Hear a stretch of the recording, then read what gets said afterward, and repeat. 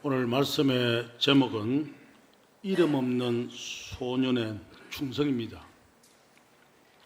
이름 없는 소년, 무명 소년이죠.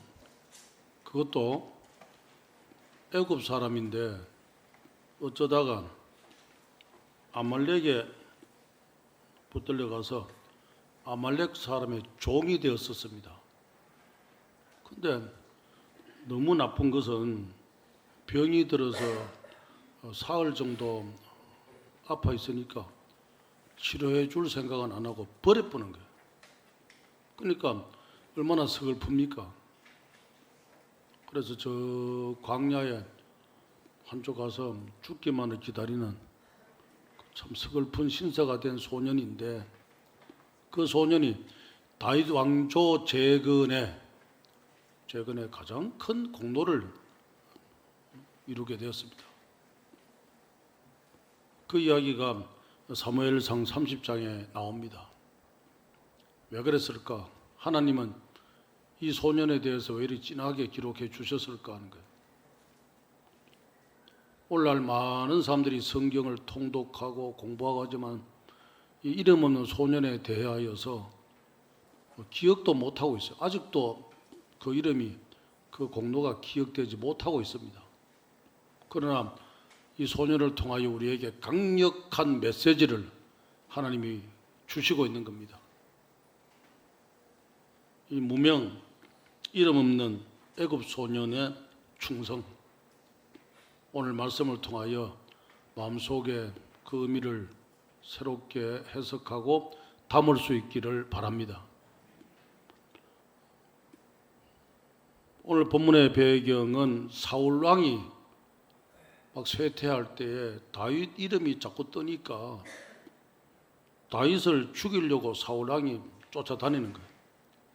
다윗이 도망을 갔습니다. 군사 600명이 그를 따라줬습니다. 가족과 함께 갔습니다. 저 블레셋에 갔습니다. 그리고 블레셋에서도 시글랏이라고 하는 곳에 갔습니다. 시글랏은 주로 정치적 망명지입니다. 거기 가가지고 그 시글랏 광야에서 몸을 피해 있는데, 사울이 쫓아오는 것만 해도 막 버거운 데다가 그 수악한 유목민들, 사막에 아주 강폭한 아말렉이 들어와가지고 시글락에 와서 불을 지르고 약자들을 괴롭히고 약탈하고 하는 거예요.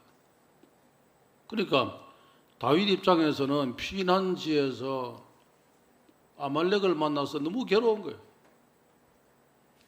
아말렉을 좀 쳐부숴야 되는데 아말렉이 광야니까 어디로 도망갔는지, 어디에 숨어 있는지를 몰라요.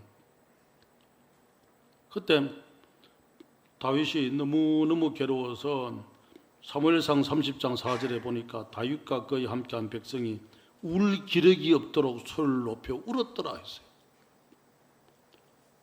막 괴로운 그런 상황에서 그를 도와준 사람이, 목숨 걸고 도와준 사람이 이름 없는 애굽 소년입니다. 그러기에 오늘 본문은 우리에게 귀한 메시지를 주고 있어요. 그렇다면 오늘 본문이 우리에게 주는 메시지는 무엇인가? 첫째는 세상 사람들은 이름을 좋아하지만은 하나님은 이름 없는 무명의 소년이라도 귀하게 쓰시고 또 그의 귀한 충성을 기억하신다 하는 메시지예요. 그래서 이름 없는 무명의 소년을 아주 상세하게 소개해 주었습니다. 사무엘상 30장 13절 말씀에 다윗이 그에게 묻습니다. 너는 누구에게 속하였으며 어디에서 왔느냐 그랬어요. 그가 이르되 나는 애굽 소년이요 아말렉 사람의 종이더니 사흘 전에 병이 들매 주인이 나를 버렸나이다. 그렇게 말했습니다. 자, 우리는 세상 살아가면서 명예, 이름을 좋아해요. 원래 교회의 직분은 명예가 아닙니다. 섬기는 거예요.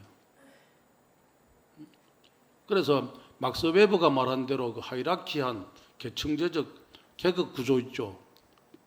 계급 구조. 제위에 장이 있고 밑에 뭐 국장이 있고 밑에 과장이 있고 밑에 뭐 부가 있고 직원이 있고 한 그런 하이라키 계급제적 구조. 교회 안에서 모든 직책이 그런 구조가 아닌 거예요.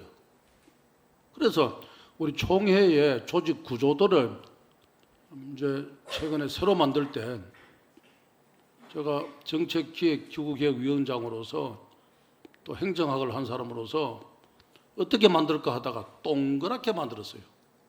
우리 홈페이지에 총회 홈페이지에 가면 동그랗게 되어 있어요. 그리고 밑에서 이제 사업부서들이 행정부서들이 도와주도록 한쪽은 행정부서, 한쪽은 사업부서들이 이렇게 도와주도록 동그랗게 받축게 되어 있고 중간에 당의 총회, 총회 임원회가 이렇게 있는 거예요. 함께 동그랗게 도와준다는 거예요. 그런데 일부의 잘못된 사람들의 의식 속에는 대단한 관료제적 의식을 갖고 있어요. 그래서 또 그 자리를 좋아해요. 그러면 절대로 교회 자리를 위해서 내가 뭐 안수집 사고 싶어서 건 사고 싶어서 장로하고 싶어서 운동하면 안 돼요. 우리 교회는 늘 그러죠. 운동하는 사람은 찍어주지 마라. 그때도 찍어주지 말고 다음에 나와도 찍어주지 마라. 내가 늘 얘기를 해요. 평소에 섬기는 모습을 잘 보여야 돼요. 자질을 잘 갖춰야 돼요.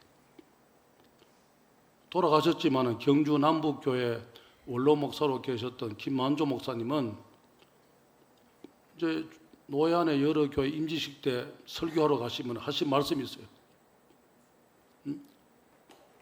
직분을 맡아놓고 충성 안 하려고 하거든. 맡지 마라. 오히려 맡아놓고 충성 안 하면은 하나님 앞에 심판이 더 크다. 가시는 교회마다 그런 말씀하세요. 오늘 이름 없는 애굽 소년을 보면서 우리 스스로가 다짐해야 돼요. 어떤 분들은 그래요. 나는 교회 오래 다녀도 뭐 여러 가지 환경이 좀 미약하니까 나는 교회 뭐 귀중한 직분도 못 맡고 좀 서글프다. 교회 직분도 못 맡고 가면은 교회 가면 한정직도 안 되고 하니까 내가 교회 충성 봉사하기가 좀 그렇다. 또 어떤 분은 기분 나쁘다. 그런 사람들이 있어요. 절대로 그럴 필요가 없어요. 하나님은 오늘 사무엘상 30장에 버려진 이름 없는 애굽 소년을 띄워주셨어요. 띄워주셨어요. 문제는 충성하고 봉사하고 하나님 앞에 인정받는 사람이 되면 맡아놓고 충성 안 하는 사람보다도 하나님은 그런 충성된 사람을 무명의 충성자를 더 귀하게 여기세요. 그러기에 직분을 맡았든지 안 맡았든지 우리 중심이 하나님 앞에 인정받는 오늘 애굽 무명 소년처럼 인정받는 그런 신앙의 사람들이 되어야 돼요. 우리 모두 하나님 앞에 중심이 인정받는 신앙인들이 다 될 수 있기를 바랍니다. 그래서 고린도전서 1장 28절에 하나님께서 세상에 천한 것들과 멸시받는 것들과 없는 것들을 택하사 있는 것들을 폐하게 하시나니 이는 아무 죽체도 하나님 앞에서 자랑하지 못하게 하려 하심이라 그랬어요. 특히 마태복음 25장 40절 말씀에 예수님이 직접 너희가 여기 내 형제 중에 지극히 작은 자 하나에게 한 것이 보여 나에게 한 것이다 그랬어요. 우리 모두 작은 자라도 또는 무명이라도 직분이 없더라도 충성해서 우리의 충성이 하나님 앞에 인정받는 그러한 아주 하나님 앞에 칭송받는 그리스도인들이 다 될 수 있기를 바랍니다. 오늘 여기 버림받았다 하는 단어는 히브리 단어에서 아자브란 단어인데 그냥 단순하게 버렸다는 것이 아니에요. 완전히 외면하고 완전히 유기 던져버렸다는 거예요. 참 나쁘죠. 세상 사람들은 다 그런 거예요. 가치 없으면 버리는 거예요. 가치 없으면 버려요.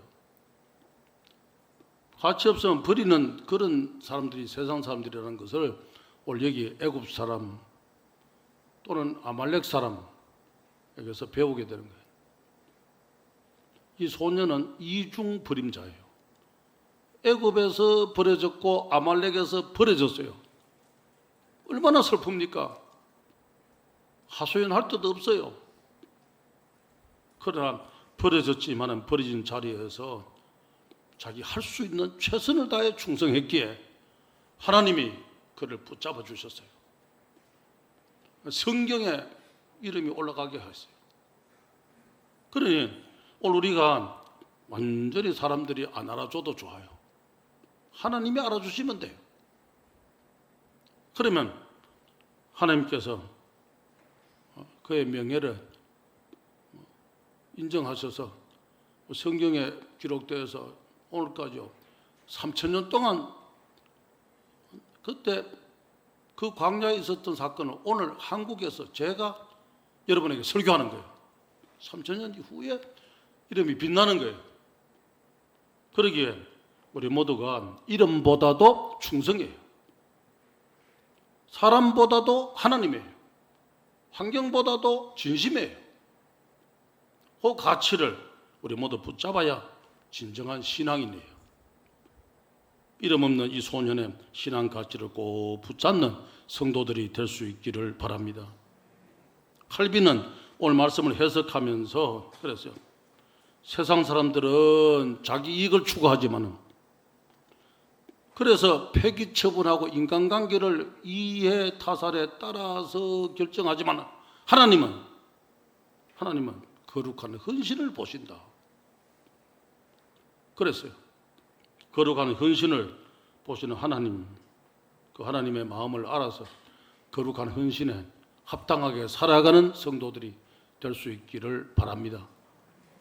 둘째는 이러한 소년 앞에 다윗이 나타났습니다. 이 무명의 소년도 위대하지만은 다윗도 위대해요. 다윗도 이중고입니다. 이중고. 이 소년이 이중 버림을 받았지만은 다윗도 이중고를 당하고 있어요.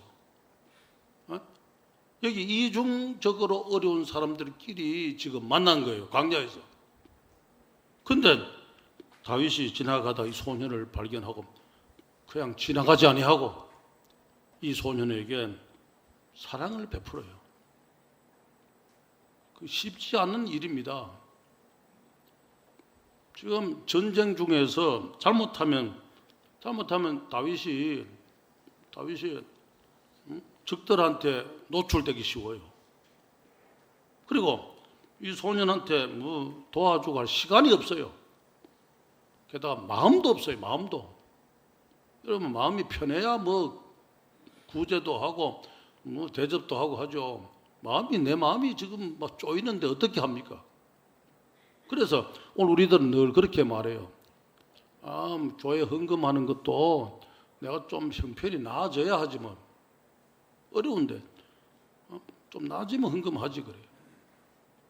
또 주변에 대접하고 사랑을 베푸는 것도 좀 형편이 나아져야 하지. 내가 어려운데 자꾸 그렇게 해서 미루어요.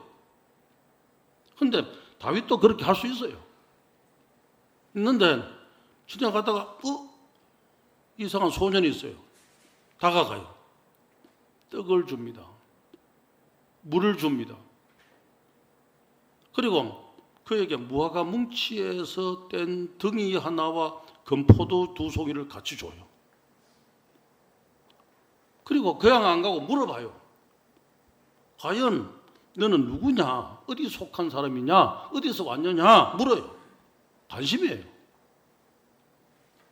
우리가 성경에 단어가 사랑이 있고 긍휼이 있는데 사랑은 포괄적이에요. 그러나 긍휼은 상대 수혜자 중심으로 꼼꼼하게 따지는 게 긍휼입니다. 긍휼이에요. 자비입니다. 그러니까 다윗은 긍휼과 자비를 했어요. 자기 어려운 환경을 뒤로 하고 사랑과 자비, 긍휼을 앞세웠어요. 그래서 헤세드 사랑을 앞세운 거예요. 할 수 없는 여건에서 했어요. 그래서 다윗이 유명한 거예요. 오늘 우리가 다윗이 유명한 이스라엘의 왕이 되었다고만 생각해요. 아, 메시아의 조상이다, 왕이다. 높은 것만 생각해요. 위대하다. 근데 그렇게 되기 전에는 이런 마음이 있었던 거예요. 이런 자질이 있었던 거예요. 하나님은 이런 자질을 보고서 그걸 높여주신 거예요. 오늘 우리가 다윗의 마음을 닮아야 되는데 다윗도 이유와 핑계를 대려면 절대로 할 수 없는 거예요. 예컨대 지금 자기 함께한 식구들이 얼마나 많습니까? 용사들이 많아요.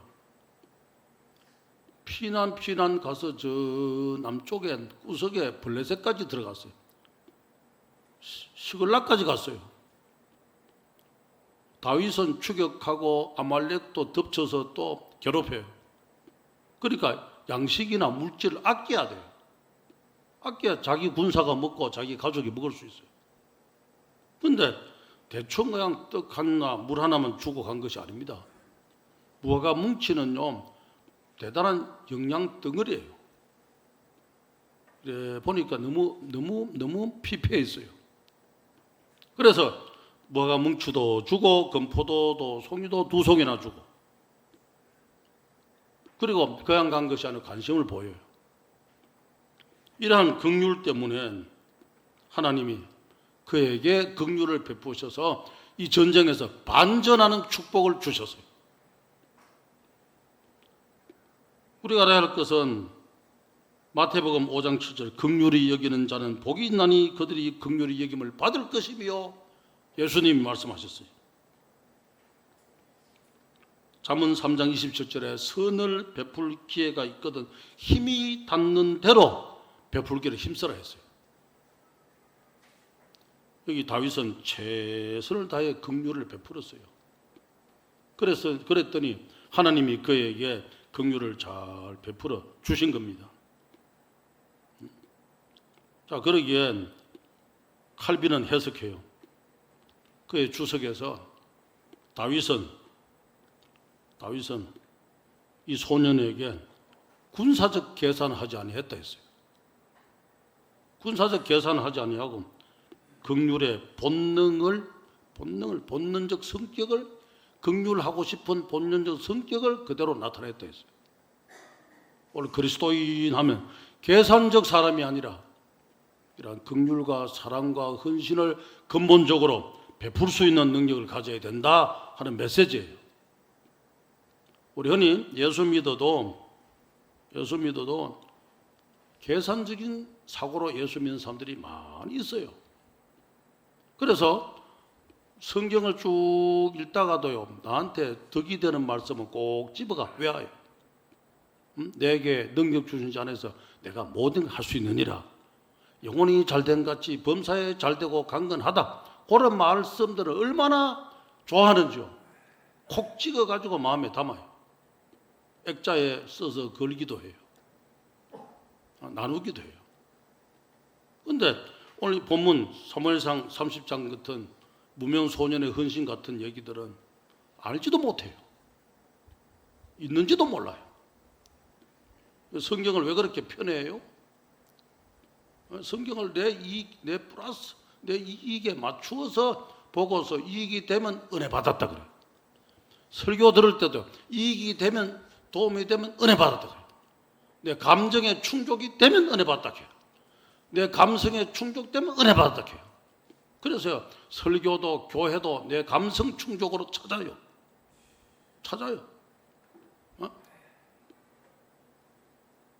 병 고치는 거나 복 받는 기나 잘 되는 기나 기복적으로 해석해서 그렇게 되면 은혜 받게. 여러분, 진정한 은혜는 무명 소년처럼 다윗처럼 이렇게 희생하고 섬기고 배려하는 거예요. 이게 기독교의 본질이고 십자가예요. 여러분, 기독교 본질 십자가 정신 가치를 마음에 담고 그것이 은혜가 되는 역사가 일어날 수 있기를 바랍니다. 자, 그래서 다윗이 유명한 거예요. 유명한 영국의 신학자 마틴 로이드 존스가 다윗의 영성을 말했어요. 그는 환경의 조급함에 절대로 휘둘리지 아니했다. 다윗은 영혼이 영적 여유가 있어서 긍휼을 행동으로 증명했다 그랬어요. 영적 여유를 가지고 어떤 환경에도 위축되지 아니하고 영적 여유를 잘 발휘할 수 있는 강력한 긍휼의 사람으로 살아갈 수 있기를 바랍니다. 자, 그랬더니 셋째는 무명에 충성된 이 소년하고 다윗의 긍휼이 만나요. 그 둘이 합성되어서 이 전쟁에서 반전을 가져오는 축복을 일으키는 거예요. 오늘 사무엘상 30장 15절 말씀에 다윗이 그에게 이르되 나를 그 군대로 인도하겠느냐 그래요. 이 소년이 불안하잖아요. 나를 죽이지 아니하고 내 주인의 손에 넘기지 아니하신다면 그걸 하나님의 이름으로 맹세해 주십시오. 그러면 그건 다윗 군대를 인도하겠습니다 그래요. 얼마나 불안하면 이렇게 말하겠습니까? 다윗이 안심시켜 주니까 다윗을 인도해 주는 거예요. 이 소년이 아말렉 약탈자들의 경로를 가르쳐 줘요. 그렛, 유다, 갈립, 남방 소상하게 가르쳐 줬어요. 따라갔어요. 쭉 따라가니까요, 아말렉이요 막 기세등등 해가지고 모여서 막 잔치를 베풀고 춤을 춰요. 대단한 거예요. 그런데 뒤에서 다윗 군대가 가서 급습해가지고 다 승리하고 무찌르고 그리고 다윗 병사들하고 다윗 가족들을 다 구해내요. 반전에 승리했습니다. 무명의 애굽 소년은 죽음을 무릅쓰고 이 거룩한 일에 동참자가 되고 충성자가 되는 거예요. 만약에 자기가 이런 일을 했다고 하면 군사적 간첩이죠. 적발되면 바로 사형당해요. 그런데도 이 소년은 용감하게 양심적으로 거룩한 충성을 했던 거예요. 충성은 내 형편대로 양심대로 신앙적 영적 여유를 가지고 최선을 다해서 이 소년처럼 하는 거예요. 영적 의미에서 나약하지 않았어요. 승리자가 되게 된 겁니다. 그래서 유명한 무디가 말했어요. 하나님은 위대한 능력 가진 사람을 찾는 것이 아니라 자신이 선 자리에서 온전히 자신을 맡기는 무명의 충성자를 찾으신다 그랬어요. 그래서 결국 이 소년의 충성스러운 마음이 다윗 왕국의 미래를 건설하게 된 겁니다. 역사 속에 어느 나라라도 무명 용사의 묘지가 있어요. 미국에도 알랭턴 국립묘지에 가면 거기에 묘비가 있습니다. 여기 오직 하나님만이 그 이름을 아시는 영광스러운 무명 용사가 안식되어 있다. 이런 묘비에 각인이 되어 있어요. 무명 용사들을 각 나라가 인정해 주지만 하나님도 무명 성도를 인정해 주세요. 그리고 다윗처럼 어떤 여건 속에서도 긍휼을 베푸는 자를 인정하시는 거예요. 오늘 본문은 두 가지 메시지예요. 다윗의 긍휼에 대한 메시지, 무명 소년에 대한 메시지예요. 둘 다 거룩해요. 둘 다 거룩함이 만나서 다윗 왕국의 거룩한 역사를 이루었습니다. 긍휼과 충성이에요. 충성과 긍휼이에요. 이 두 가지 메시지, 오늘 본문 사무엘상 30장이 우리에게 주는 메시지입니다. 우리 모두 무명 애굽 소년의 충성을 배우고 다윗의 긍휼을 배워서 두 가지 철학을 생활 속에 잘 이루어가므로 오늘날 우리를 들어서 하나님이 크게 사용하시는 축복이 일어날 수 있기를 바랍니다.